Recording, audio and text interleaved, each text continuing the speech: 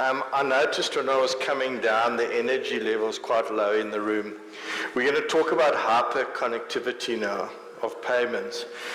So can I just ask everyone to introduce themselves to somebody they don't know? Yeah. So for those of you that have all sat together with your mates, because that's a sense of security, you'll have to stand up. I'm Martin.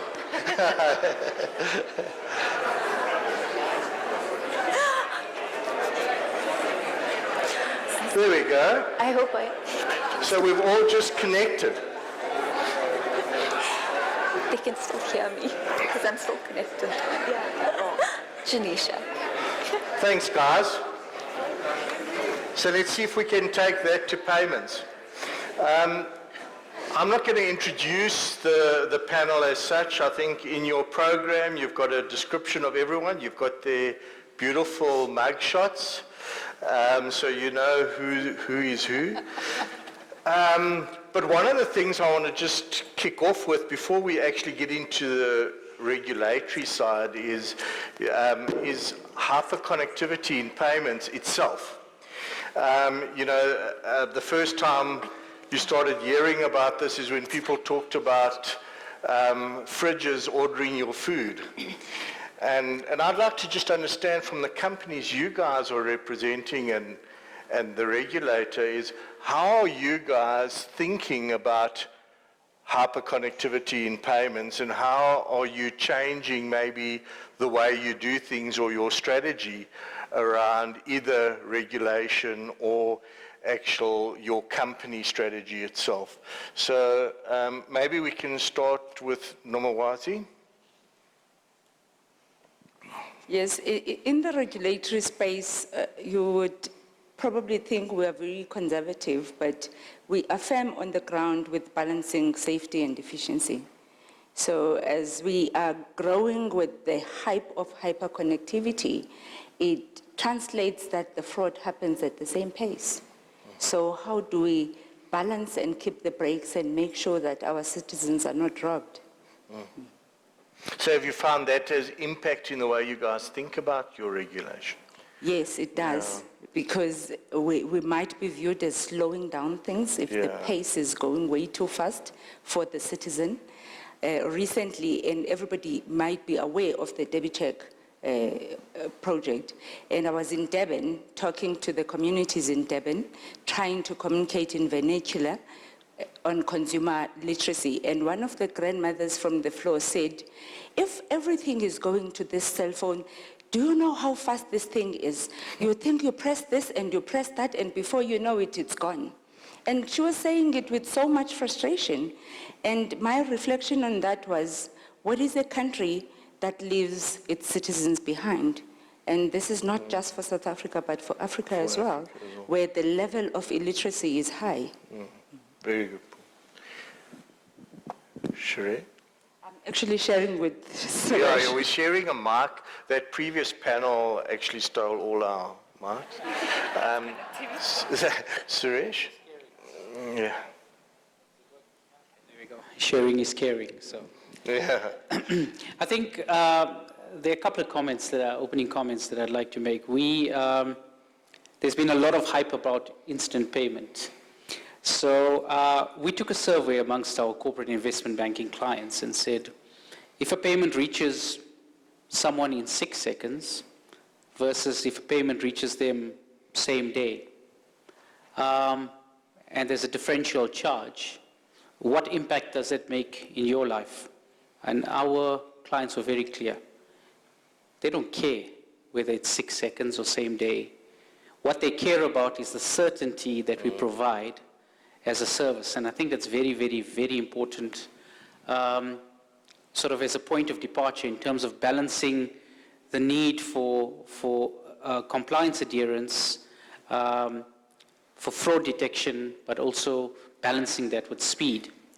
I am really, really concerned around business email compromise and how that connects to the way payments are being engaged. We are currently engaging with a number of high-level corporates around how simple business email compromise has currently translated into probably about $4 or $5 million of fraud, and that money is irrecoverable. So I think in this hyper-connected world that we are living in, and the expectation for instantaneous payment, I think there's a dire need for us to balance that with the fiduciary trust that customers have placed in us.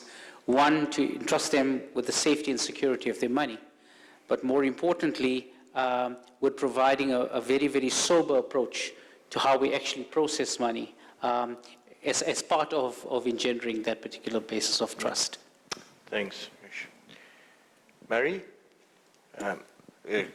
We're sharing it 3 ways. Thank you. Yeah, I think there's really essentially 3 domains that need to be understood and addressed. First and foremost is the financial market, which involves regulation, consumer protection, the integrity of payments in a nation state. And then, of course, the drivers of payments transactions, which are private entities, commercial banks, NBFIs and such. Their principal interest is shareholder value. The first domain is really an interest in the good welfare, the social, economic objectives of the nation state, and the 2 of those don't necessarily align. And then the third domain, of course, is the consumer, compelling use cases. If you look at payments in Europe or in North America, you have fairly large homogeneous markets. Smartphone penetration is ubiquitous. Payments are slick, and they target things like convenience, getting the plastic out of your wallet, and so forth. In Africa, the use cases are absolutely fundamentally compelling. A huge portion of the population is excluded from quality financial services, and if we don't find a way of including people in a meaningful way, we're not going to solve the big issues. So all 3 of those elements have to resolve. This topic is more related to regulation, so I would say in terms of the space of government, public sector, and regulation, we have to be concerned about sovereignty, foreign exchange, and security. So in terms of sovereignty, I think it's very dangerous for a nation state to hitch its wagon to a foreign scheme and become dependent on a foreign platform. Donald Trump could wake up on the wrong side of the bed tomorrow morning and turn off your payments in Pakistan or in Nigeria. Totally unacceptable dependency relationship. But at the same time, you can't have isolated systems like the European Visa card, for a domestic payment that has no cross-border capability, and then all of the uphill of pushing brand acceptance and so forth. So sovereignty and independence of foreign platforms and foreign schemes have to be resolved, and also regional interoperability of payments. We have the base plumbing in place, but we don't have the user experience. That needs to be enhanced. And then foreign exchange. Why should, for example, in South Africa, if the state is to send 1,800 rand pension payment out to a rural area, would you pay a foreign royalty on that? I don't understand that very well. So we need to have smoother, using the mobile network, the ability to make payments and accept payments and interoperate in the financial market. So this is the basic lubrication for a financial market of a domestic economic strategy. So you need to have independence, you need to have smooth, efficient, low-cost payments, and compelling use cases. And for financial inclusion to be successful, it's about the SME, creating growth, stimulating growth. Because we're talking about, this morning, bots. We're talking about AI. The social implications of that are strong, because you're going to unemploy hundreds of thousands of people. The offset has to be growth, and growth will only come if we stimulate activities in the bottom. So all of these are the big challenges for the regulators to reconcile and manage going forward. I'll stop there. Thanks, Murray. Hopefully I've got a mic. Chris? First thing I have to say is that I'm quite concerned sitting here, because I'm on a panel talking about regulation, and I have a regulator, a bank, and a fintech. The chances of offending at least one of them are very high, but I'll do my best not to. And I think when it comes to hyper-connected payments, when it comes to innovation and regulation, they're not necessarily, and they shouldn't be, diametrically opposed. One of the roles of regulation clearly is to protect the consumer, to promote financial inclusion, reduce cash, etc. But Our experience, my experience, is one of the best ways of achieving that is promoting hyperconnectivity, is to promote innovation and therefore create a society where everybody can access the payments service and everybody can access the payment services cross-border in different currencies without a barrier of too much cost or a barrier of time. And if you do it right, if you regulate in a way that drives a strategic direction, that drives ubiquity and a common approach, for example, ISO 20022, that's half of the journey.